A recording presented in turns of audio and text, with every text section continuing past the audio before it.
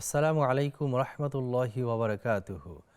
আলহামদুলিল্লাহি ওয়াহদা ওয়াসসালাতু ওয়াসসালামু আলা মান লা নাবিয়্যা বা'দা। প্রিয় দর্শক, যে যেখান থেকে আমাদের দেখছেন সবাইকে প্রীতি ও শুভেচ্ছা জানাচ্ছি। শুরু হলো নেক্সাস টেলিভিশন আয়োজিত বেকমান বিস্কিটস নিবেদিত ইসলামী প্রশ্ন উত্তরমূলক লাইভ অনুষ্ঠান ইসলামী জীবন বিধান। আপনাদের সঙ্গে আছি আমি সৈয়দ আল জাবের। আপনাদের জিজ্ঞাসিত প্রশ্নের উত্তর দেওয়ার জন্য আমাদের সঙ্গে আছেন বিশিষ্ট আলেম দ্বীন শাইখ তানজিল আহমদ, মুহাদ্দিস, মাদ্রাসা দারুস সুন্নাহ মিরপুর, ঢাকা। আসসালামু আলাইকুম রহমতুল্লাহ। ওয়ালাইকুম আসসালাম রহমতুল্লাহ বরকাত। শাইখ কেমন আছেন? আলহামদুলিল্লাহ, আপনি কেমন আছেন?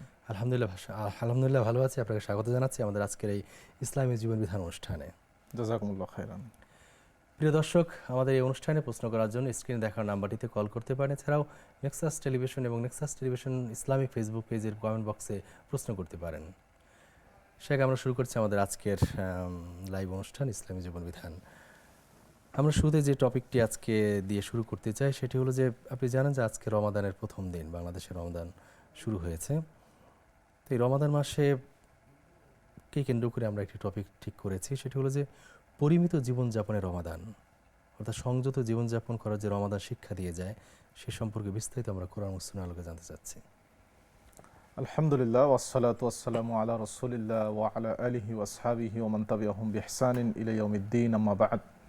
ফাআউযু বিল্লাহি মিনাশ শাইতানির রাজীম। ইয়া আইয়ুহাল্লাযীনা আমানু কুতিবা আলাইকুমুস সিয়ামু কামা কুতিবা আলাল্লাযীনা মিন ক্বাবলিকুম লাআল্লাকুম তাত্তাকুন।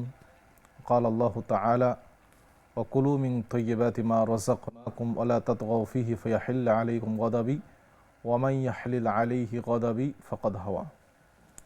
আলহামদুলিল্লাহ, নেক্সাস টিভির দর্শক শ্রোতা যারা আমাদেরকে দেখছেন সকলকে স্বাগত জানাচ্ছি মাহে রমাদানের এই সুন্দর বিকেলে।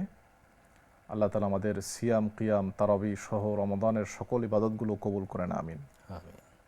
আমরা যে বিষয় নিয়ে আজকে আলোচনা করব সেটা হলো পরিমিত জীবনযাপনে রমাদান।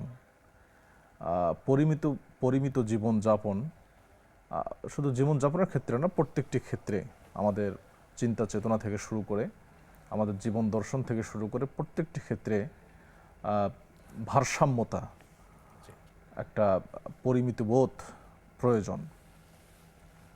দেখেন, আল্লাহ তাআলা কোরআনে বলেছেন, ইয়া আইয়ুহাল্লাযীনা আমানু কুতিবা আলাইকুমুস সিয়াম কামা কুতিবা আলাল্লাযীনা মিন ক্বাবলিকুম লাআল্লাকুম তাত্তাকুন। হে ঈমানদারগণ, তোমাদের উপরে রোজা ফরজ করা হয়েছে যেমনটা তোমাদের আগের জাতির উপর ফরজ করা হয়েছিল, যেন তোমরা তাকওয়া অবলম্বন করতে পারো। তাকওয়া হলো রাস্তায়, কাঁটাযুক্ত রাস্তায় নিজেকে কাঁটা থেকে বাঁচিয়ে সতর্কতার সাথে পথ চলার নাম হলো তাকওয়া। নবী সাল্লাল্লাহু আলাইহি সাল্লাম এই ব্যাখ্যাই করেছেন। কাজে তাকওয়া হলো পথ চলতে হবে কিন্তু নিজেকে বাঁচিয়ে। তাকওয়ার মানে এই নয় যে আপনি থেমে থাকবেন, থেমে থাকার নাম তাকওয়া নয়। আপনি চলবেন কিন্তু নিজেকে সতর্ক করে চলবেন, সেটার নাম হলো তাকওয়া। রমাদানের সিয়াম আমাদেরকে সেই শিক্ষাটা দেয়, পরিমিত বোধ শিক্ষা দেয়। আমাদের সব ক্ষেত্রে খাওয়া দাওয়া থেকে শুরু করে নিয়ে প্রত্যেকটি ক্ষেত্রে। বস্তুত সিয়াম বা রমাদান এটি মুসলিম উম্মার কেবল বৈশিষ্ট্য নয়, বরং অন্যান্য আগের সব জাতিরই সিয়াম ছিল, নতুন বিধান নয় এটি। বরং যে ধর্মগুলো আসমানি ধর্ম নয়, যেগুলো মানব রচিত, যেমন শিখ ধর্ম, জৈন ধর্ম, হিন্দু ধর্ম, এরকম আরও যে ধর্মগুলো পৃথিবীতে বিদ্যমান, এই সব ধর্মেরও সিয়াম, রোজা বা উপবাস যেটাই বলি না কেন, তাদের কিন্তু এগুলো আছে। কাজেই মানুষের জীবনে এটা শুধু পরকালীন পারলৌকিক দৃষ্টিকোণ থেকে নয়, দুনিয়াবী দৃষ্টিকোণ থেকেও রোজার, রমাদানের, সিয়ামের গুরুত্ব অনস্বীকার্য। রমাদান কিভাবে আমাদেরকে নিয়ন্ত্রিত জীবন শিক্ষা দেয়, রমাদান কিভাবে আমাদেরকে ভারসাম্যপূর্ণ এবং পরিমিত বোধ শিক্ষা দেয়, সেটা খুব একটা গুরুত্বপূর্ণ বিষয়। দেখুন, রমাদানের মধ্যে প্রথম মাসে খাওয়া দাওয়ার একটি বিষয় যেটা আমরা সবাই দেখি। তো খাওয়া দাওয়া বর্জনটাই কিন্তু সিয়াম শুধু নয় বা রোজা নয়। কারণ নবী সাল্লাল্লাহু আলাইহি ওয়াসাল্লাম বলেছেন, রুব্বা সাইমিন, এমন অনেক রোজাদার আছে, লাইসা লাহু মিন সিয়ামিহি মিন শাই, যার রোজা কোনো কাজে আসে না। এমন অনেক তাহাজ্জুদ আদায়কারী ব্যক্তি আছে যার তাহাজ্জুদটা কোনো কাজে আসে না। তো সিয়াম রাখার পরেও দেখা যাচ্ছে যে তার সিয়ামটা কোনো কাজে আসছে না। তো কাজেই খাওয়া দাওয়াটা পরিহার করাই একমাত্র সিয়ামের কাজ নয়, এটা একটা কাজ, নিঃসন্দেহে একটা কাজ। রমাদানে সিয়াম আমাদেরকে কিভাবে পরিমিত বোধ শিক্ষা দেয়। মানুষের জীবনে যে চাহিদাগুলো থাকে এগুলো মৌলিকভাবে 4 প্রকার চাহিদা থাকে। সেই 4 প্রকার চাহিদার একটা হলো মানুষের ক্ষুধার চাহিদা, পেটের যে খাদ্যের যে প্রয়োজন সে চাহিদা থাকে। মানুষের যৌন চাহিদা থাকে, মানুষের বিশ্রামের চাহিদা থাকে, আর মানুষের আত্ম অহমিকার বা নেতৃত্বের ক্ষমতার চাহিদা থাকে। গোটা দুনিয়ায় এই 4 প্রকার চাহিদাই মানুষের মধ্যে লক্ষণীয়। এই 4 প্রকার চাহিদাকে মানুষ পাওয়ার জন্য অথবা এই 4 প্রকার চাহিদা থেকে নিজেকে মুক্ত করার জন্য গোটা দুনিয়ার মানুষেরা 2টা পথ অবলম্বন করেছে। একটা হলো ধর্মভিত্তিক পথ, ধার্মিকেরা, গুরুরা, দার্শনিকেরা, ব্রাহ্মণরা, পীরেরা এই 4টাকে পরিত্যাগ করে একেবারেই মানে পূর্ণাঙ্গ মানুষ হওয়ার জন্য, কামেল ইনসান হওয়ার জন্য তারা সংসারকে পরিত্যাগ করছে, অর্থাৎ বৈরাগ্যবাদ এই পথ অবলম্বন করছে। আর বর্তমান যে বস্তুবাদী বিশ্ব ব্যবস্থা, পুঁজিবাদ, বস্তুবাদ, এই বস্তুবাদ এই 4টাকেই টার্গেট করে যা করার তা করছে, ভোগবিলাসিতার জীবন। তো ইসলাম এই মাঝামাঝি অবস্থান করছে, এটাকে পুরোপুরি বাদ দেয়নি মানুষের মানব চাহিদাকে, আবার সেই চাহিদা অর্জনের ক্ষেত্রে লাগামহীন হয়ে যায় নাই। এবং রমাদানে দেখেন এই 4টা জিনিসকে অত্যন্ত সুচারুরূপে নিয়ন্ত্রণ করার শিক্ষা আমরা রমজানের মধ্যে থেকে পাই। যেমন আমাদের ক্ষুধার চাহিদা আছে, সেই ক্ষুধার চাহিদা আমরা একেবারেই না খেয়ে থাকতে পারবো না, আবার অতিরিক্ত খেতেও পারবো না। এটার জন্য ইসলাম বলছে কুলু আশরাবু হাত্তা ইয়াতাবায়্যানা লাকুমুল খাইতুল আবয়াদু মিনাল খাইতিল আসওয়াদি মিনাল ফাজরি সুম্মা আতিম্মুস সিয়ামা ইলাল লাইল। সূর্যাস্ত থেকে নিয়ে সুবহে সাদিক পর্যন্ত তোমরা পানাহার করো, আর দিনের বেলা অর্থাৎ সুবহে সাদিক থেকে নিয়ে সূর্যাস্ত পর্যন্ত পানাহার পরিত্যাগ করো।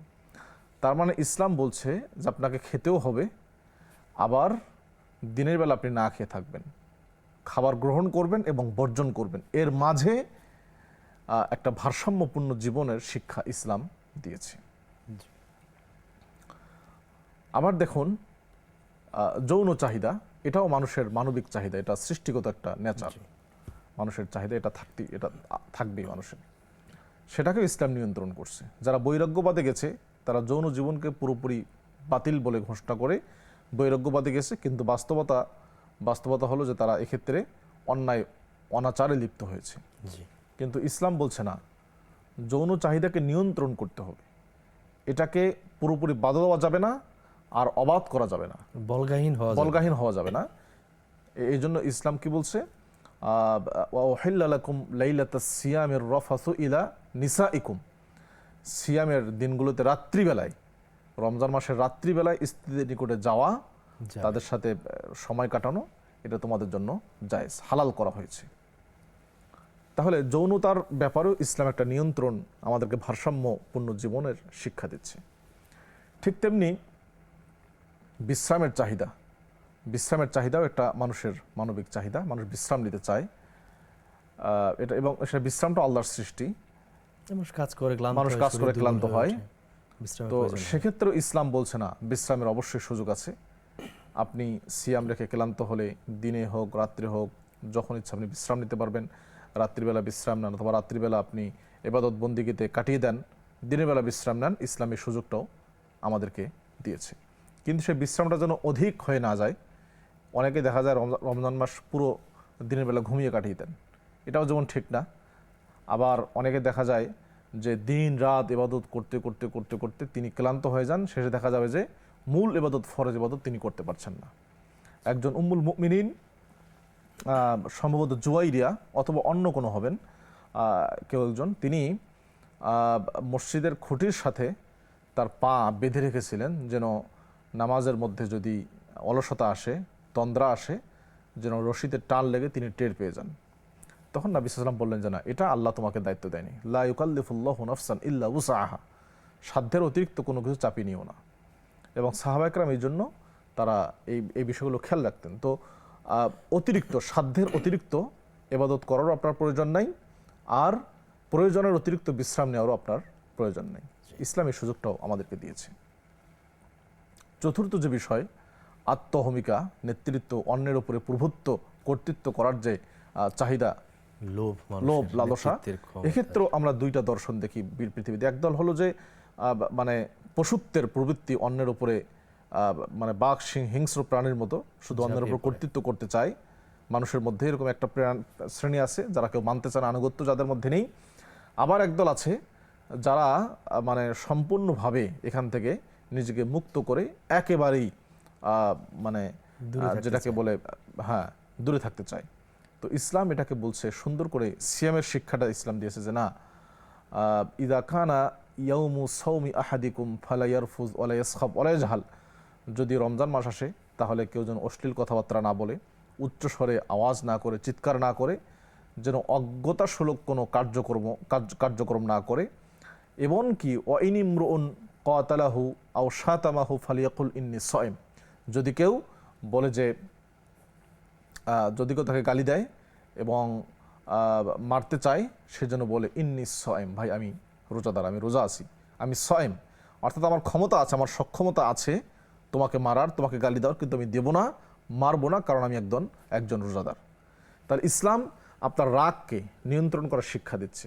অন্যের উপরে কর্তৃত্ব করার ক্ষমতা থাকার পরেও আপনাকে শিক্ষা দিচ্ছে যে না, আপনাকে নিয়ন্ত্রণ এর মধ্যে থাকতে হবে। এই যে সিয়াম মানে সার্বিকভাবে মানুষের ক্ষুধা, মানুষের যৌন চাহিদা, মানুষের নিদ্রা, বিশ্রাম, মানুষের আত্মহমিকা বা কর্তৃত্ব করার যে চাহিদাগুলো, এই 4 প্রকার চাহিদাকে ইসলাম একটা ভারসাম্যপূর্ণ জীবনে নিয়ে এসছে। তো সিয়ামের এই যে শিক্ষাগুলো, ভারসাম্যপূর্ণ জীবনযাপনে অভ্যস্ত করা। তো আমরা যদি একটু দেখি যে খাবারের ক্ষেত্রে নবী সাল্লাল্লাহু আলাইহি ওয়াসাল্লামের নির্দেশনা হলো, মা মালা আদামিয়ুন বিআআন শাররান মিন বাতনিন, মানুষ সবচেয়ে খারাপ যে পাত্র ভর্তি করে সেটা হলো তার পেট। পেটের মতো খারাপ কোনো পাত্র মানুষের নেই। এবং আধুনিক বিজ্ঞান ও মেডিকেল সায়েন্স এটাই বলছে যে মানুষের শরীরে যতগুলো রোগ, এই রোগের কারখানা হলো মানুষের পেট, স্টোমাক। এইখান থেকে মূলত সমস্ত রোগের সৃষ্টি হয়। এরপর সেখানে আমরা বাকি কথা শুনবো, একটা কল নিয়ে নিচ্ছি ইনশাআল্লাহ। আসসালামু আলাইকুম দর্শক, কে আছেন আমাদের সঙ্গে, প্রশ্ন করতে পারেন। ওয়ালাইকুম আসসালাম হুজুর, আসসালামু আলাইকুম। ওয়ালাইকুম আসসালাম, জি কি প্রশ্ন আছে আপনার? হুজুর, আমার হাজবেন্ডের অফিসে এই যে রোজা আসলেই বুঝছেন ওই কিছু কাজের জন্য মানে আমার যেতে হয়। তো এখন আমি তো মানে মানে ওই আপনার বোরকা টোরকা, হাত মোজা, পা মোজা পরে যাই। তা গাড়িতে তো ওই সিটগুলা থাকে ছোট ছোট। এখন একটা পুরুষ বসে আছে, তার পাশে বইছি, ওই হাতে হাত মানে একটু গায়ে লাগতেছে, টাচ লেগে বসা যায়, খাচ্ছে, পায়ে হাতে লাগতেছে।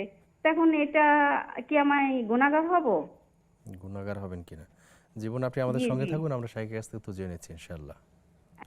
আসসালামু আলাইকুম দর্শক, কে আছেন আমাদের সঙ্গে, প্রশ্ন করতে পারেন। ওয়ালাইকুম আসসালাম। জি হুজুর, জি আমার 2টা প্রশ্ন।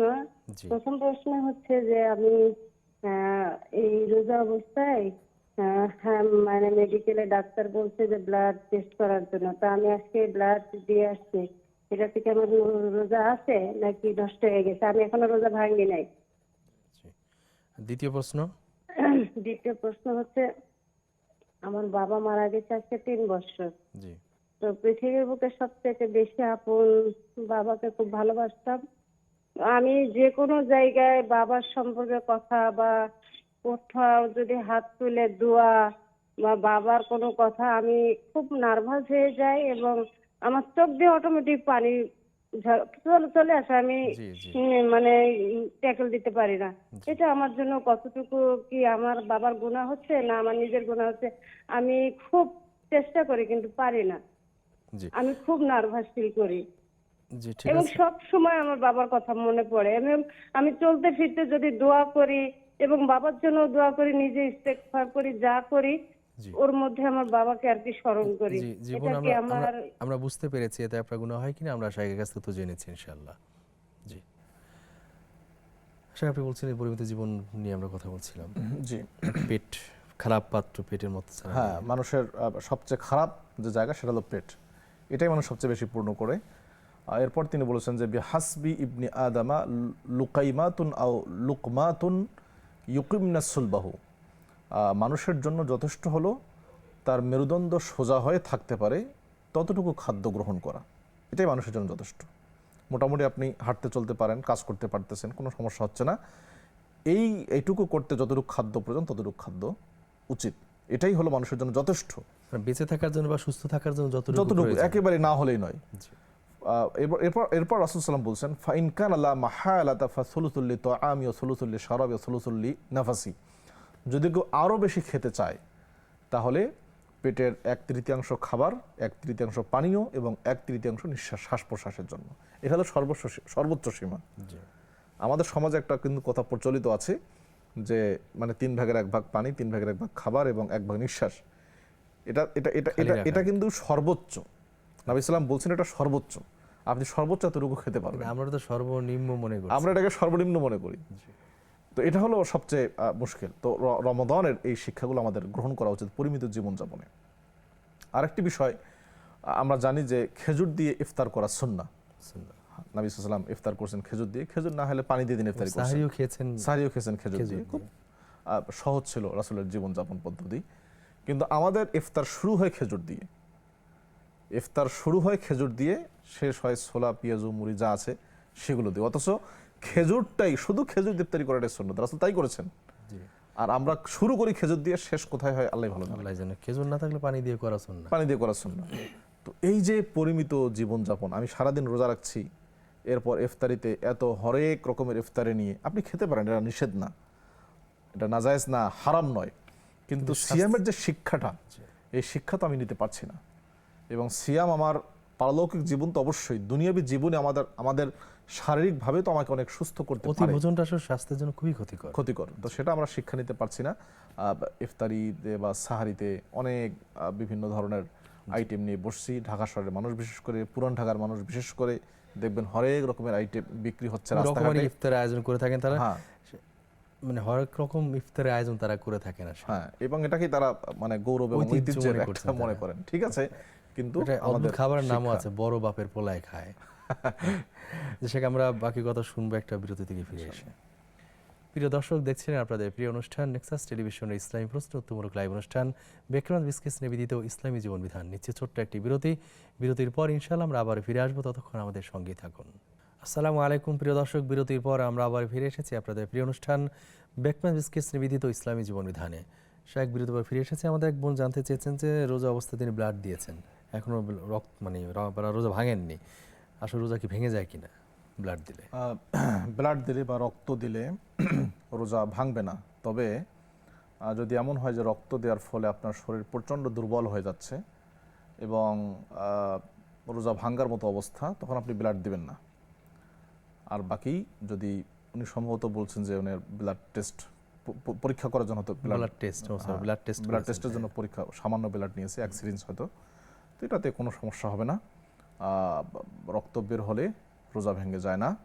আপনি যদি রক্ত দানও করেন, কাউকে 1 ব্যাগ রক্ত দেন, তাহলে রোজা ভাঙবে না। তবে যদি এটা দেওয়ার ফলে আপনার শরীরে অনেক দুর্বলতা এসে যায়, আপনার সিয়ামই ভালোভাবে পালন করতে পারছেন না, তখন আপনি রক্ত দিবেন না। কারণ রক্ত দেওয়ার চেয়ে আপনার গুরুত্বপূর্ণ হলো সিয়াম রাখা।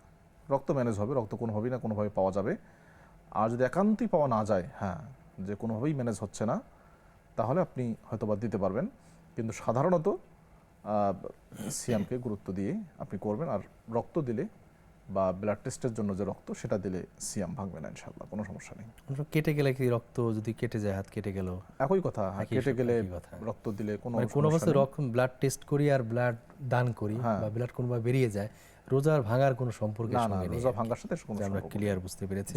আমাদের একজন জানতে চেয়েছেন যে স্বামীর অফিসে তিনি প্রয়োজনে যেতে হয়, তো রোজার অবস্থায় যান এবং তিনি সেখানে হিজাব মেনটেন করেই যাচ্ছেন, ফেরার পথে তো বাসে আসতে হয়, বাসে আসতে সিটগুলো ছোটো থাকে, একটু টাচ লেগে যায় পাশে যদি পুরুষ বসে থাকে, এই যে টাচ লেগে যায়, এতে তার গুনাহ হবে কিনা? আসলে খুব গুরুত্বপূর্ণ প্রশ্ন।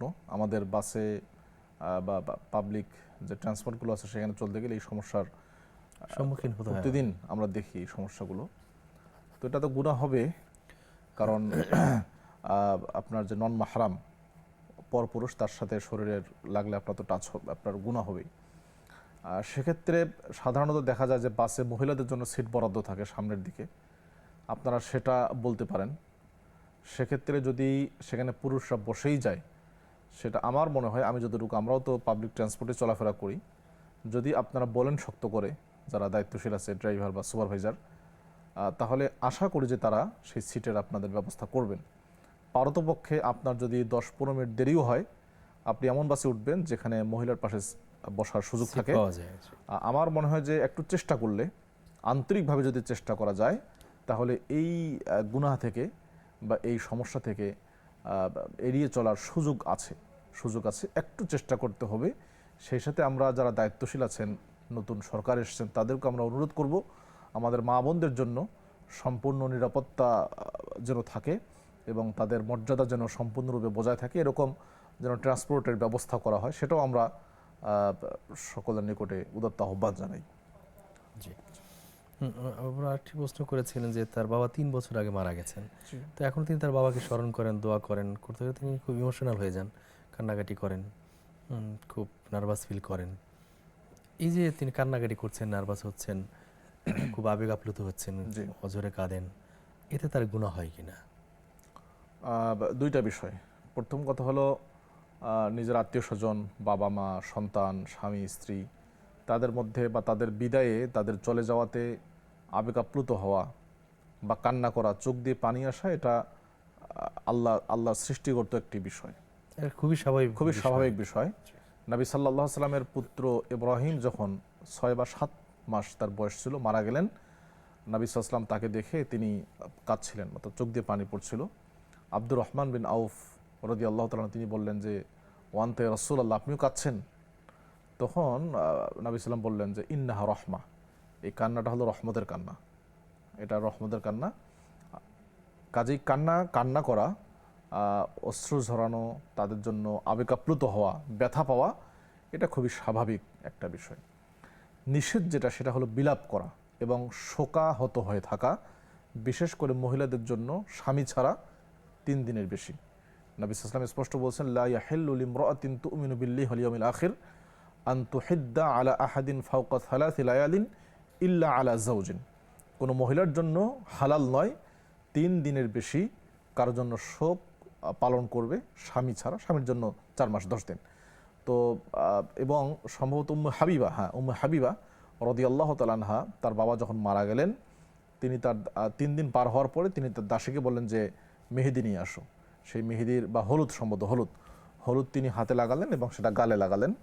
উদ্দেশ্য হলো, তিনি বললেন যে এই হলুদ লাগানোর কোনো প্রয়োজন আমার নেই, কিন্তু আমি লাগাচ্ছি কেন, এটা বোঝানোর জন্য যে আমার শোক শেষ হয়ে গেছে, স্বাভাবিক অবস্থায় আমি ফিরে আসছি, এটা বোঝানোর জন্য আমি এটা লাগালাম। তাহলে আপনি শোক যেটাকে বলে, শোক প্রকাশ আপনি আপনার স্বামী ছাড়া অন্যের জন্য 3 দিনের বেশি করতে পারবেন না। আর আপনি যদি দোয়া করেন বা চোখ দিয়ে পানি আসে, আবেগ আপ্লুত হন, এটা নাজায়েজ নয়।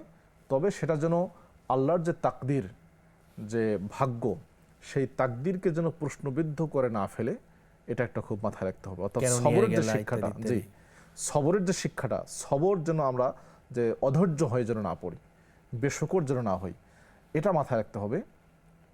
কারণ as-sabru 'inda as-sadmatil ula, প্রথম ধাক্কাতেই সবর করতে হয়, এটা হলো নিয়ম।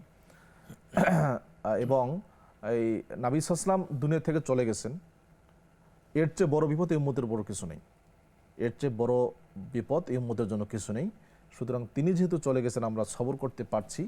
আমাদের যে আত্মীয় স্বজনই হোক না কেন, তারা যারাই মারা যায়, তাদের আমরা দোয়া করব, নিঃসন্দেহে আমরা দোয়া করব, তাদের জন্য দান করব, সদকা করব, রমজান মাসে বেশি করে দান করব। কিন্তু আমরা যেন অধৈর্য হয়ে না পড়ি, তাহলে আল্লাহ নাখোশ হয়ে যাবেন। ইমোশনটা একটু নিয়ন্ত্রণ করলে ভালো হয়, নিয়ন্ত্রণ করতে হবে। হালকা কান্না একটু আসলে যদি মনে পড়ে, কান্না আসতে পারে, গুনাহের কিছু নেই, কিন্তু আপনার অধৈর্য হওয়া যাবে না। জি। আসসালামু আলাইকুম দর্শক, কে আছে আমাদের সঙ্গে, প্রশ্ন করতে পারেন। হ্যালো, আসসালামু আলাইকুম, ভালো আছেন? ওয়ালাইকুম আসসালাম। জি আলহামদুলিল্লাহ ভালো আছি, আপনি কেমন আছেন? কি প্রশ্ন আছে? আছে, আর আমার শায়েখের কাছে 3টা প্রশ্ন ছিল। জি বলুন প্লিজ। প্রথম প্রশ্ন হলো, ওই রোজার মাসে কি কি করলে আমি বুঝবো যে আমার রোজাটা হয়েছে, আর কি কি করলে আমি বুঝবো যে রোজাটা ভাঙার কারণ কি, মানে কি কি করলে রোজাটা নষ্ট হয়ে যাবে, আর কি কি করলে মনে করবে রোজাটা হবে। আর আর আমার ইবাদত জি কিভাবে কবুল হচ্ছে আল্লাহর কাছে, এটা আমি কিভাবে বুঝবো? আ- আর একটা প্রশ্ন, যে 1000 দুরূদ আর 1000 আস্তাগফিরুল্লাহ, এটা নাকি পড়লে বিদআত হয়, এরকম গণনা করলে। আর কি করলে বিদআত হবে না, এটা একটু সাইড বুঝিয়ে বলবেন। 1000 কি গুনলে? দরুদ এবং 1000 1000 দুরূদ আর 1000 আস্তাগফিরুল্লাহ, বুঝছেন? জি জি, বুঝতে জি। পারছি। আস্তাগফিরুল্লাহ। হ্যাঁ, এটা একটু বুঝাই জি বলবেন জি কোনটা করলে ইনশাআল্লাহ। বিদআত হবে না। জীবন আপনি আমাদের সঙ্গে থাকুন, আমরা শাইখের কাছে উত্তর জানাবো ইনশাআল্লাহ। আসসালামু আলাইকুম দর্শক, কে আছেন আমাদের সঙ্গে প্রশ্ন করতে পারেন। ওয়ালাইকুম আসসালাম। আসসালামু আলাইকুম। ওয়ালাইকুম আসসালাম, ভাইয়া কি প্রশ্ন আছে আপনার? আমি আমি পাবনার তাকমোড় থেকে বলতেছি, ইউনুস আলী। জি ভাই, কি প্রশ্ন আছে আপনার? ইউনুস আলী। জি জি বুঝতে পেরেছি। আমার প্রশ্নটা হচ্ছে, আমার শ্বাসকষ্টের রোগী, বুঝছেন? জি আমার শ্বাসকষ্টের রোগী, শ্বাসকষ্ট, রোজা রাখছি, শ্বাসকষ্ট হচ্ছে। ইনহেলার নিলে কি রোজার কোনো সমস্যা হবে না, লওয়া যাবে না? জি ঠিক আছে, আপনি আমাদের সঙ্গে থাকুন, আমরা শাইখের কাছে উত্তর জানাবো ইনশাআল্লাহ। আমাদের একজন প্রশ্ন করেছেন যে রোজা কবুল হচ্ছে কিনা বা কবুল নষ্ট হয়ে যাচ্ছে, কি কি কারণ বা কিরকম সিমটম আছে কিনা, বোঝা যাওয়ার উপায় আছে কিনা কোনো? হ্যাঁ, রোজা নষ্ট হওয়ার যে কারণগুলো শরীয়ত বলে দিয়েছে, সেগুলো কোনোটা করলে তো রোজা নষ্ট হবে। যেমন দিনের বেলা ইচ্ছাকৃত খাওয়া বা পান করা, স্বামী স্ত্রীর যে সম্পর্ক সম্পর্কে সেটা জড়ানো। স্থাপন করা, এগুলো আছে, স্বাভাবিক যে কারণগুলো সেগুলো আছে। উনি সম্ভবত জানতে চেয়েছেন যে কি মানে আমার রোজাটা হচ্ছে আমি কিভাবে বুঝতে পারবো। এটা আসলে বোঝার, এটা তো কেউ বলতে পারবে না। বোঝার কারণ কবুলের সুযোগটা নেই। মালিক আল্লাহ সুবহানাহু ওয়া তাআলা, তিনিই বলতে পারবেন যে কারটা কবুল হচ্ছে, কারটা কবুল হবে। বাকি কিছু আলামত আছে। হ্যাঁ, আপনার যদি কোনো ইবাদতে ভালো লাগে, ভালো লাগছে, আগ্রহ তৈরি হচ্ছে, নতুন আরও ভালো লাগছে, আরও আগ্রহ তৈরি হচ্ছে, তাহলে বোঝা যাবে যে হ্যাঁ আপনার ইবাদতগুলো আল্লাহর নিকট হয়তো কবুল হচ্ছে। অনীহা যদি আসে, কিংবা মানে রোজার যে উদ্দেশ্য সেই উদ্দেশ্য যদি হাসিল না হয়, রোজা আত্মসংযম, আত্মশুদ্ধি করার শিক্ষা দিচ্ছে, সেটা হচ্ছে না, তাহলে তো আপনার বোঝা যাবে যে হ্যাঁ হয়তো বা রোজায় কোনো গণ্ডগোল আছে। যেমন সলাৎ মানুষকে পাপ থেকে বিরত রাখে, বেহায়াপনা থেকে বিরত রাখে, কিন্তু যদি কেউ সলাতও পড়ে কিন্তু বেহায়াপনা থেকে বিরত থাকছে না, তাহলে মনে হচ্ছে যেন তার সলাৎটা ঠিকমতো কবুল হচ্ছে না, এরকম। এটা হলো একটা ইজমালি কথা, স্বাভাবিক কথা সিয়ামের ক্ষেত্রে। আর বাকি যেগুলো রোজা ভঙ্গকারী বিষয় আছে, অর্থাৎ আপনার শরীরে খাবার বা পানীয়ের চাহিদা পূরণ করে এমন কোনো কিছু যদি প্রবেশ করে, অথবা ইচ্ছাকৃত খাবার পানীয় অথবা যৌন সম্ভোগে লিপ্ত হয় কেউ, তাহলে তার রোজা ভেঙে যাবে। ঠিক তেমনি রোজা মাসে যে কাজগুলো করার কথা নির্দেশনা এসছে, বেশি বেশি কোরআন তেলাওয়াত করা, জিকির আজকার করা, এগুলো আপনি করছেন কিনা, নাকি খোশ গল্পে দিন সময় কাটাচ্ছেন, গীবত চর্চা, অন্যের ব্যাপারে পরচর্চা হচ্ছে কিনা, পরনিন্দা হচ্ছে কিনা, এই বিষয়গুলো খেয়াল রাখতে হবে। তাহলে বুঝতে পারবেন যে আপনি ভালো কাজে সময় কাটাচ্ছেন বেশি নাকি খারাপ কাজে। যদি দেখেন যে না ভালো কাজে সময় যাচ্ছে আমার, তাহলে ধরে নেওয়া যেতে পারে যে হয়তো আল্লাহ তাআলা আপনার ইবাদতগুলো কবুল করছেন, এবং বেশি করে আল্লাহর নিকট দোয়া করার জন্য আল্লাহ ইবাদতগুলো কবুল করেন।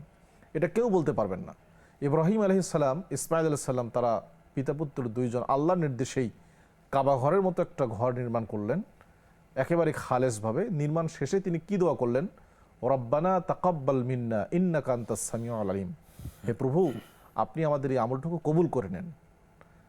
অথচ এটা নিঃসন্দেহে কবুল হয়ে গেছে, আল্লাহ নির্দেশে তো করেছেন।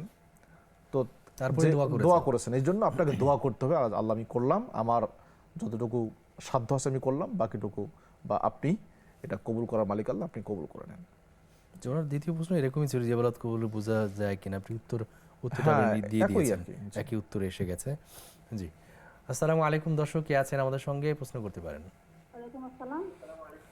জি কি প্রশ্ন আছে আপনার? হ্যালো, জি শুনতে পাচ্ছি। হ্যালো, আরেকজন আছে দাদা, আপনার লাইন। হ্যালো, জি আমরা শুনতে আচ্ছা, পাচ্ছি। আমার প্রশ্নটা হলো, জি বুঝছেন, কি প্রশ্ন আছে বলুন প্লিজ। যে আমরা যে মনে করেন তাহাজ্জুদের নামাজটা পড়ি বুঝছেন, জি, তার জন্য আমাদের আগে কি বেতন করে ফেললে হবে? তাহাজ্জুদ বেতন কি একটা পরে কি বেতন করে নিলি ভালো হবে? বিতির আগে পড়ে নিলে কি বলেছে? জি, বেতনটা যে আগে করে নেই পরে আছে। জি, আচ্ছা ঠিক আছে, আপনি আমাদের সঙ্গে থাকুন। জি আরেকটা প্রশ্ন হলো, জি বুঝছেন একটু বুঝেন ভালো করে প্রশ্ন। বলেন প্লিজ। আমরা যে বেতনের নামাজটা পড়বো, আমার কি মনে করতে নেশার তাই আমি পড়ে ফেলি, পরে তাহাজ্জুদটা কি শেষ রাতে পড়বো, তো আগে পড়লে হবে? আমরা বুঝতে পেরেছি, আপনি তাহাজ্জুদের আগে যদি বিতির পড়ে ফেলেন আবার পরে যদি তাহাজ্জুদ পড়েন সেটা ঠিক হবে কিনা। জি জি, আমরা উত্তর এইটা দিই। আরেকটা হলো, মনে করেন তারাবির নামাজটা যখন শুনেন, জি প্রশ্নটা বুঝেন। জি, বুঝছেন এখন এই যে আমরা আপনার কথা শুনতে পাচ্ছি না। জি, আমরা শুনতে পাচ্ছি না কথা। আমরা প্রশ্ন উত্তরে যাই। আমাদের বোন আরেকটি প্রশ্ন করেছেন যে 1000 বার দুরূদ পাঠ করা এবং 1000 আস্তাগফিরুল্লাহ পাঠ করা, এটা নাকি বিদআত, সঠিকটা কি? আসলে বিদআত না? আচ্ছা, 1000 বার দরুদ বা 1000 বার আস্তাগফিরুল্লাহ পাঠ করার কোনো স্পষ্ট বর্ণনা নাই। নাই।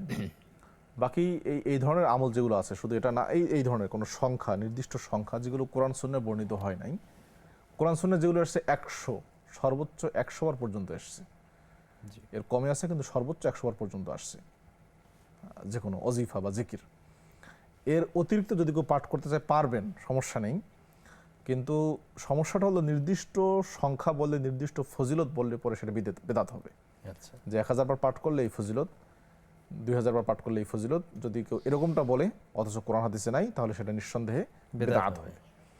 তবে আপনি যদি মনে করেন যে আমি প্রতিদিন 1000 বার বা 500 বার দরুদ শরীফ পাঠ করব, আপনি নিজেই এটা নিজে নিজে একটা আমল করতে পারেন। করছেন, নির্দিষ্ট কোনো সবের আশায় নয়, তাহলে এটা বেদাত হবে না। দুরূদের সওয়াবটা পাবেন সেই আশা করতে পারেন, সংখ্যার সওয়াবটা না। সংখ্যার সবটা পাবেন না।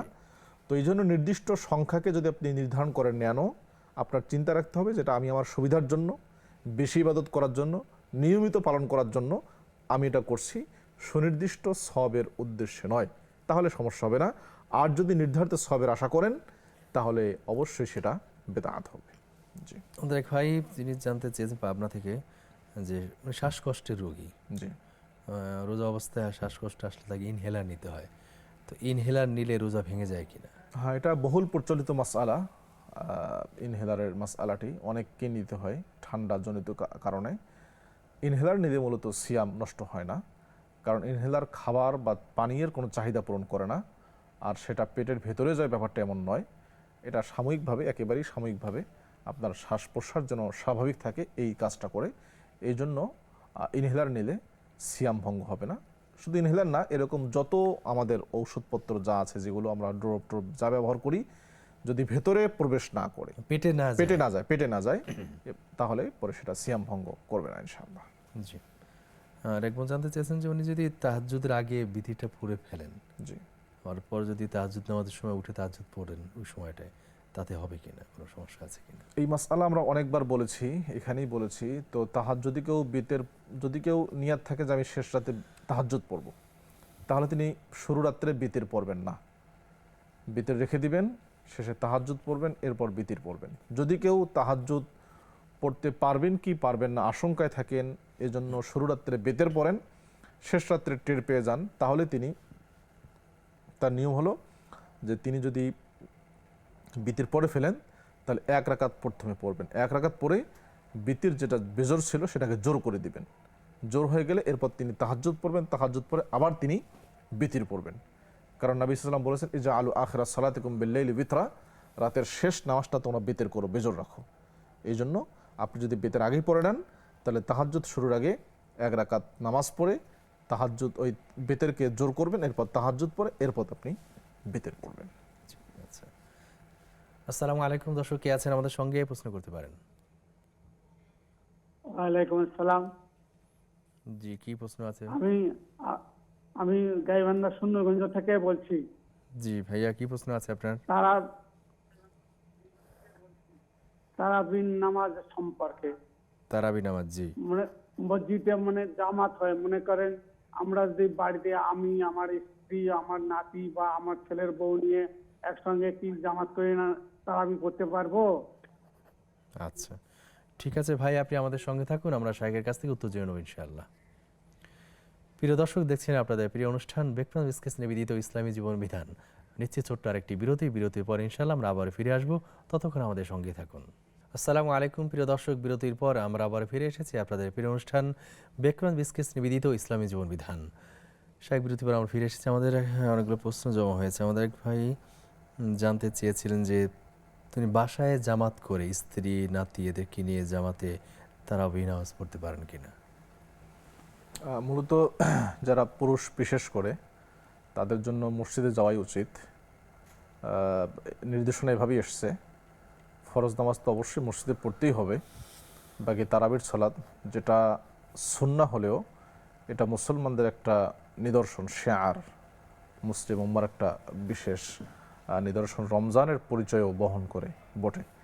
তো কাজেই যারা পুরুষ আছেন বিশেষ করে তাদের অবশ্যই মসজিদে গিয়ে আদায় করাটাই উচিত।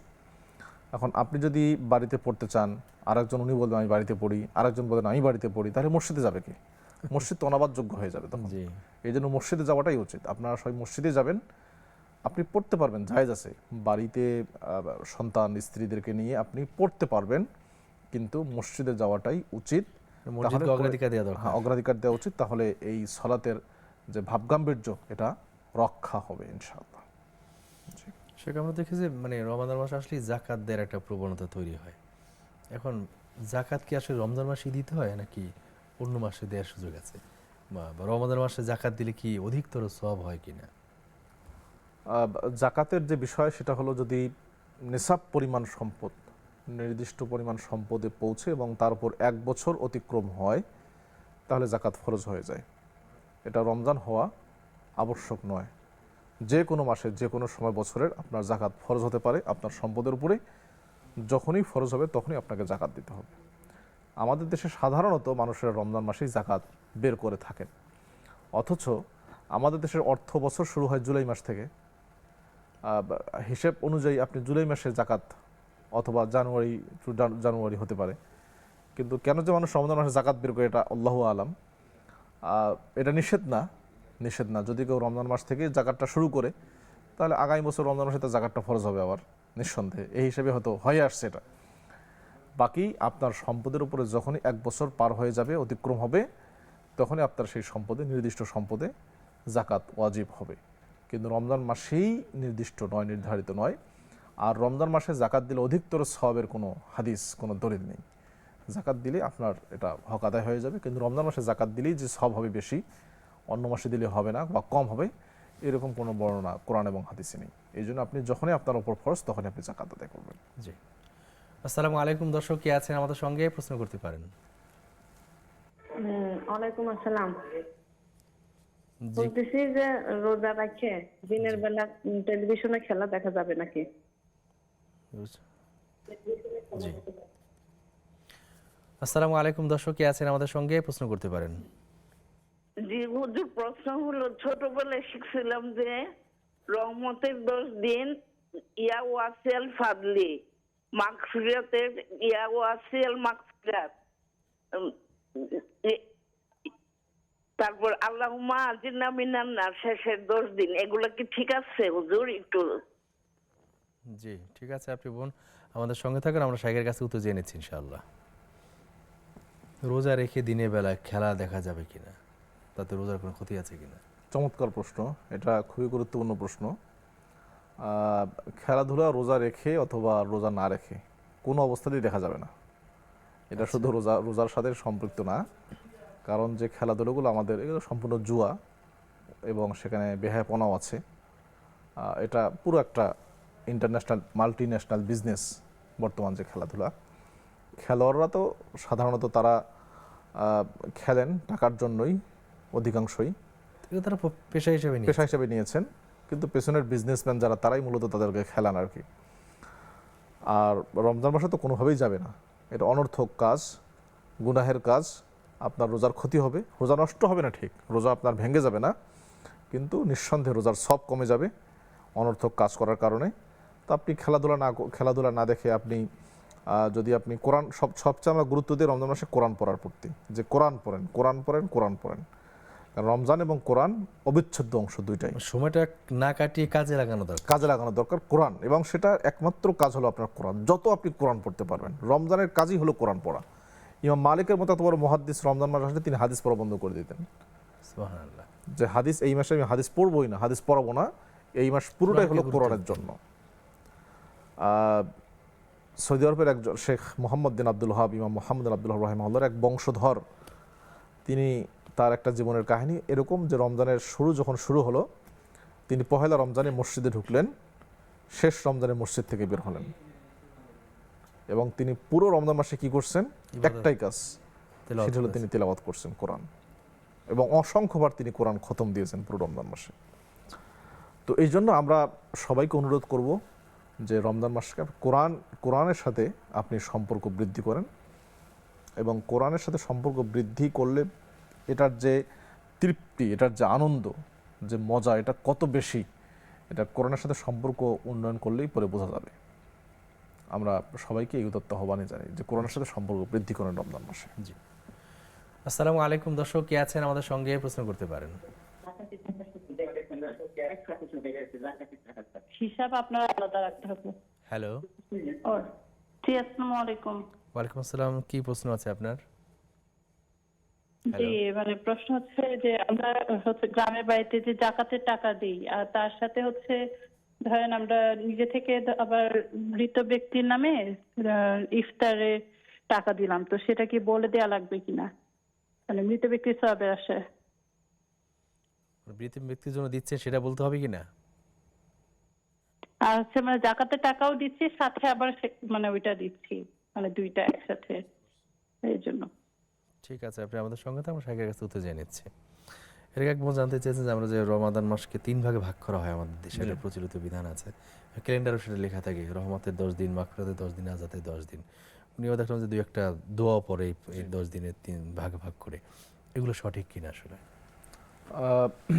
যে ভাগটা করা হয় রহমতের 10 দিন, মাগফিরাতের 10 দিন, নাজাতের 10 দিন, এটা কোরআন এবং সুন্নাহ এরকম ভাগ আসে নাই, বরং কোরআন এবং সুন্নাহর বক্তব্য অনুযায়ী এই ভাগটা কোরআন এবং সুন্নাহর সাথে সাংঘর্ষিক।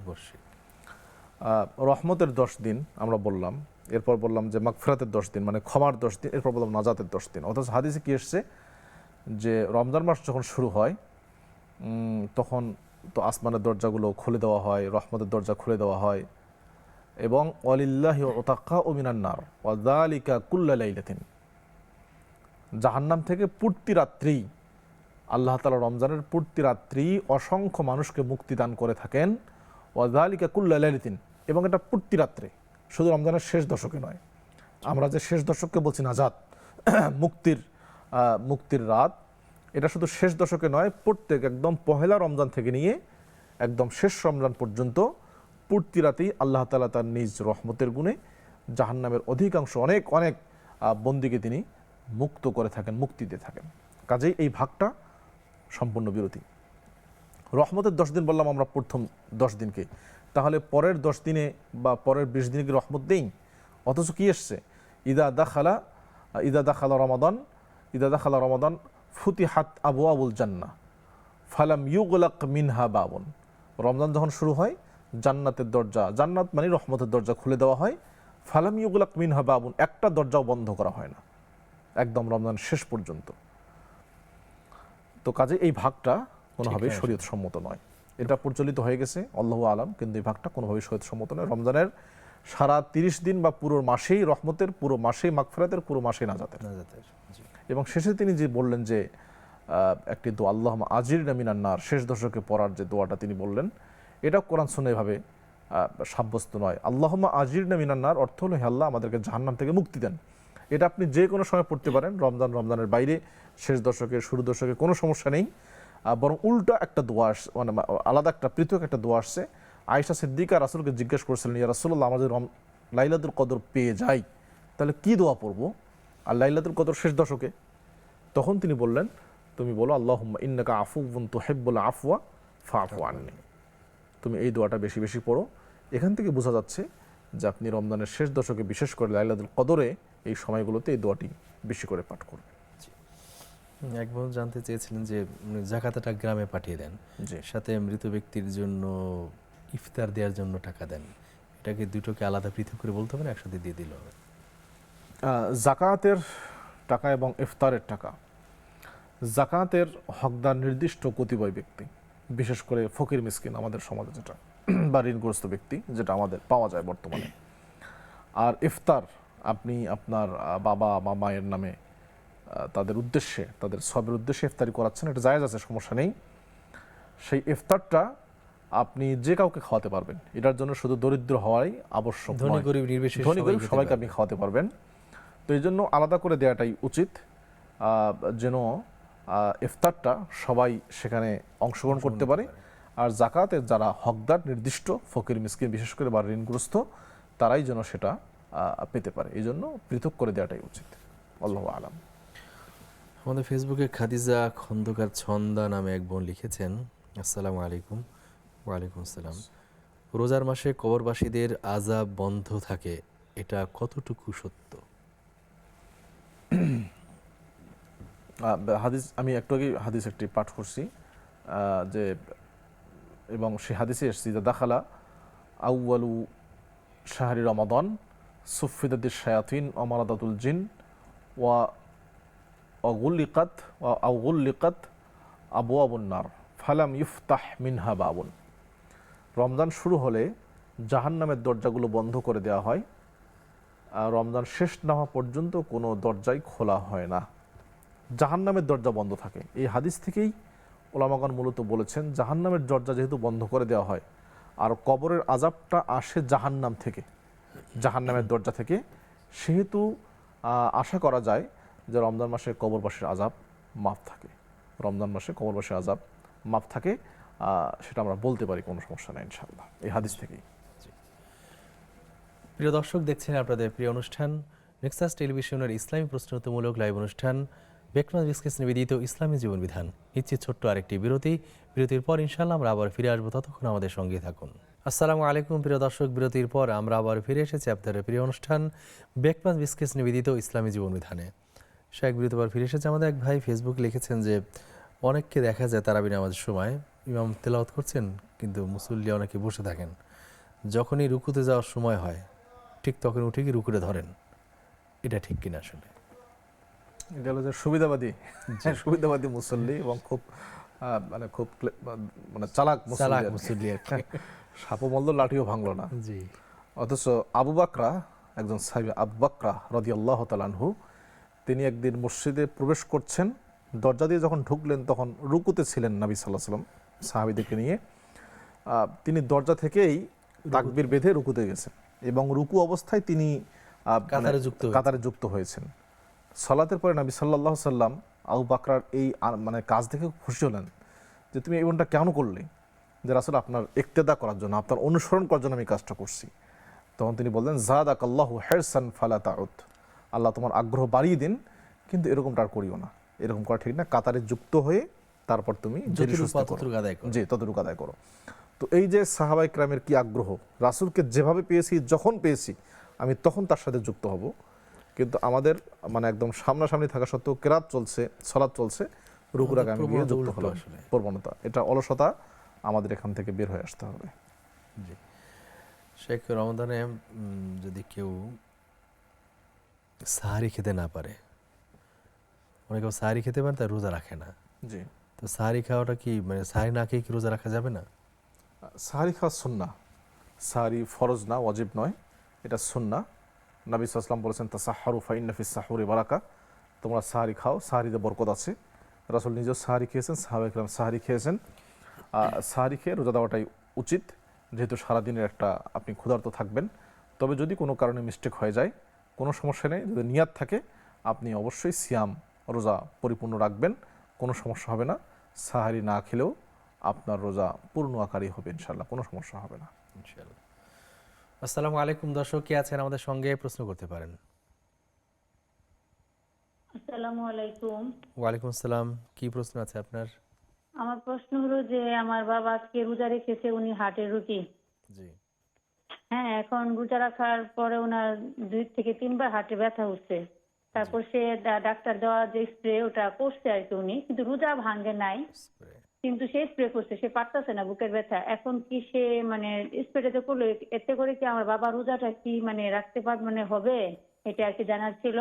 জি আর হলো যে আমার মেয়ের বয়স 12 বছর, হ্যাঁ, সাবালক হয়নি, কিন্তু ওর উপরে কি মানে সবগুলো রোজায় ফরজ নাকি আর কি। এমনিতে আমি আজকে রাখছে, কিন্তু আমি বলতেছি যে তুমি 1-2 দিন পর পর করো, গতবারও করছে, তো এতে কি আমার গুনাহ হবে? 12 বছর কিন্তু বয়স সে সাবালক রাখছে, হয়নি সে রাখবে, যে এটা আর কি আমার জানার ছিল আর কি। আপনার মেয়ে?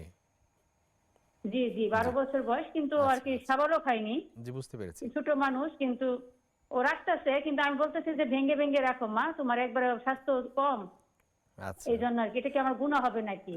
আর আমার মেয়ের উপরে কি মানে 30 রোজা ফরজ নাকি আর কি, জি, এটাই বলা- জানার ছিল। ঠিক আছে, আপনি আমাদের সঙ্গে থাকুন, আমরা শারীরিক কাছ থেকে জেনে নিচ্ছি। হৃদরোগে ব্যথা উঠলে স্প্রে নিতে হয়, স্প্রে নিলে কি রোজা ভেঙে যায় কিনা? স্প্রে নিতে হয়। হ্যাঁ। স্প্রেটা ওই তো নিয়ম ওটাই, যে যদি আপনার পেটে যায় তাহলে তো সিয়াম ভেঙে যাবে, রোজা ভেঙে যাবে। আর যদি মানে পেটে না যায়, সম্ভবত এটা পেটে যায় না, স্প্রেটা নাক দিয়ে মানে স্প্রে নাক নাকের দিয়ে, মধ্যে থাকে সম্ভবত। হ্যাঁ সম্ভবত নাকের মধ্যে থাকে। যদি পেটে না যায় তাহলে রোজা ভাঙবে না। আর যদি সে স্প্রে পেটে যায়, স্প্রেটা মুখ দিয়ে নিতে হয় আর কি। মুখ দিয়ে, যে মুখ দিয়ে নিতে হয়, হ্যাঁ, বুক পর্যন্ত তাহলে তো আসলে। সেটা ভেতরে যাবে হয়তো বা। আর যদি ভেতরে যায় তাহলে রোজা ভেঙে যাবে। তো এটা যিনি নিচ্ছেন তিনিও বলতে পারবেন, কারণ তিনি তো বুঝতে পারবেন যেটা, এটা শীতলতা অনুভব করবেন, ঠান্ডা অনুভব করবেন। আর যদি সেটা ভেতরে যায় তাহলে রোজা ভেঙে যাবে, আর যদি না যায় তাহলে রোজা ভাঙবে না ইনশাআল্লাহ। সহজ কথা হলো যে পেটে না গেলে রোজা ভাঙবে না, পেটে জি। গেলে রোজা ভাঙবে আর কি। জি। এটা একটু কনফার্ম হতে পারলে যা ও বুঝতে পারবে। জি, আসসালামু আলাইকুম দর্শক, কে আছেন আমাদের সঙ্গে প্রশ্ন করতে পারেন। আসসালামু আলাইকুম।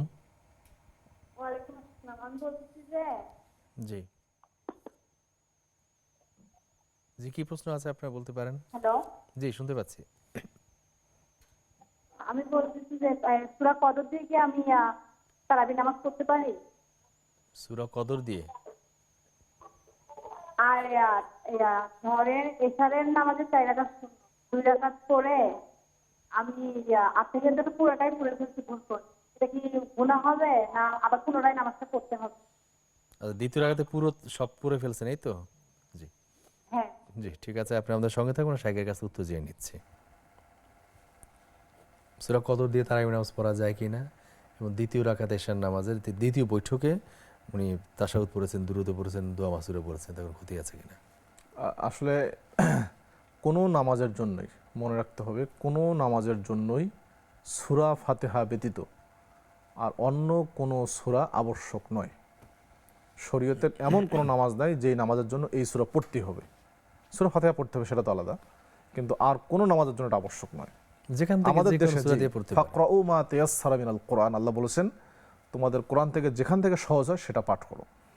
আমাদের অনেকে মনে করেন যে বেতেরের সলাতের প্রথম রাকাতে সূরা কদর পড়তে হবে, অনেকের এই ধারণা আছে এবং অনেকেই আমলটা করে থাকেন। অথচ নবী সাল্লাল্লাহু আলাইহি ওয়াসাল্লাম বেতেরের যে রাকাতগুলো ছিল সেখানের প্রথম রাকাতে পড়তেন সূরা আলা, সূরা আলা, সাব্বিহিসমা রাব্বিকাল আলা, এই সূরা তিনি তেলাওয়াত করেন। দ্বিতীয় রাকাতে পড়তেন কাফিরুন, তৃতীয় রাকাতে পড়তেন সূরা ইখলাস। তো সূরা কদর দিয়ে আপনি তারাবির সালাত পড়তে পারবেন, ফরজ সালাত পড়তে পারবেন, সুন্নত পড়তে পারবেন, বেতের পড়তে পারবেন, কোনো সমস্যা নেই। মানে যে কোনো সূরা দিয়ে যে কোনো সূরা দিয়ে আপনি যে কোনো নামাজ পড়তে পারবেন। ম্যান্ডেটরি হলো যে সূরা সূরাতুল ফাতিহা ফাতিহা। পড়তে হবে। জি। একটু জানতে চেয়েছিলেন যে ঈশা নামাজের দ্বিতীয় বৈঠকে, প্রথম বৈঠকে তাশাহুদের পর পুরোটাই পড়ে ফেলেছেন জি। দোয়া মাসুরা পর্যন্ত, কোনো ক্ষতি আছে কিনা? না, ক্ষতি নেই, ক্ষতি নেই। ইভেন অনেকেই তো বলেছেন যে প্রথম বৈঠকে দরুদ শরীফও পড়তে হবে, শেখ আলবানীর মত এটি। আচ্ছা আচ্ছা, যদিও জমহুর এটার বিরোধিতা করেছেন যে প্রথম বৈঠকে শুধু আত্তাহিয়াত। তো তবে যদি কেউ ভুল ক্রমে দরুদ শরীফ পড়ে ফেলেন বা দোয়া মাসুরা এতে পড়ে নামাজের ফেলেন, কোনো ক্ষতি নেই। নামাজের কোনো ক্ষতি হবে না ইনশাআল্লাহ, কোনো সমস্যা হবে না। জি। আমাদের এক বোন জানতে চেয়েছেন তার মেয়ের বয়স 12 বছর, সাবালক তিনি এখনো হননি, তো উনি কি রোজা রাখে, কিন্তু তার মা বলে যে তুমি মাঝে মাঝে ছেড়ে দাও, যেহেতু ছোট মানুষ, সাবালিকা হয়নি, এ তার গুনাহ হয় কিনা? মূলত হ্যাঁ, সিয়াম বা রোজা ফরজ হয় সাবালিকা বা সাবালক হওয়ার পরেই, এটা ফরজ হয়। তবে যদি কেউ রাখতে চান বাচ্চারা, তাদেরকে সেই সুযোগ দেওয়া উচিত এবং তাদেরকে অভ্যস্ত করানো উচিত। আপনার মেয়ে রাখতে চাচ্ছেন, এটা আপনার উচিত হলো তাকে আরও উৎসাহ দেওয়া, যদি ক্ষতি না হয়। যদি ক্ষতি না হয়, যদি ক্ষতি না হয় কোনো, কারণ সাহাবায়ে কেরাম এরকমটাই করতেন। বিশেষ করে যখন রমজানের রোজা ফরজের আগে, যখন মুহররমের রোজা ফরজ ছিল, তখনকার একটি বর্ণনা এরকম, মহিলারা বলতেন যে আমরা বাচ্চাদেরকে খেলনা দিয়ে রাখতাম, মানে পুতুল টুতুল বা খেলাধুলার মধ্যে রাখতাম। যখন তারা খেতে চাইতো তখন আমরা তাদেরকে খেলনা দিয়ে দিতাম, তারা যেন খাবারের কথা ভুলে যায়। তো অভ্যস্ত করাতেন বাচ্চাদের। তো আপনিও অভ্যস্ত করাতে পারেন। তো আপনার মেয়ে যেটা করছে আপনি উৎসাহ দিবেন, আরও উৎসাহ দিবেন প্রয়োজনে, কিন্তু তাকে এভাবে করে নিরুৎসাহিত করবেন না বা ক্ষুধার কথা স্মরণ করে দিবেন না আপনি তাকে। এটা আপনার গুনাহ হবে না ঠিক, কিন্তু আপনার উচিত হলো মা হিসাবে তাকে আরো অভ্যস্ত করে তোলা। যেহেতু সে সক্ষমতা তার আছে, তাহলে তো উৎসাহ দিতেই পারে। উৎসাহ দেওয়াটাই উচিত।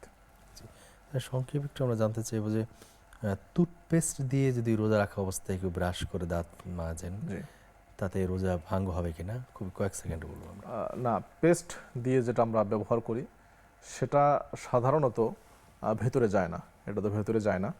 এটা যদিও একটু মিষ্টি অনুভব হয়, কিন্তু সেটা সাথে সাথে চলে যায়। সাথে সাথে চলে যায়। তো অনেকে এটা ধারণা করে থাকেন, না এটা রোজা ভাঙবে না ইনশাল্লাহ, কোনো সমস্যা নেই, আপনি টুথপেস্ট দিয়ে ব্রাশ করতে পারবেন, কোনো সমস্যা নেই।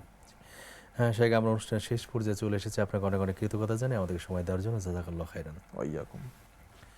প্রিয় দর্শক, দেখছেন আপনাদের প্রিয় অনুষ্ঠান নেক্সাস টেলিভিশনের ইসলামী প্রশ্ন উত্তর লাইভ অনুষ্ঠান বেকনাজ নেক্সাস নিবেদিত ইসলামী জীবন বিধান। আমরা আজকের পর্ব এখানে শেষ করছি। আগামী পর্ব দেখবার আমন্ত্রণ জানিয়ে আসসালামু আলাইকুম ওয়া রাহমাতুল্লাহি ওয়া বারাকাতুহু।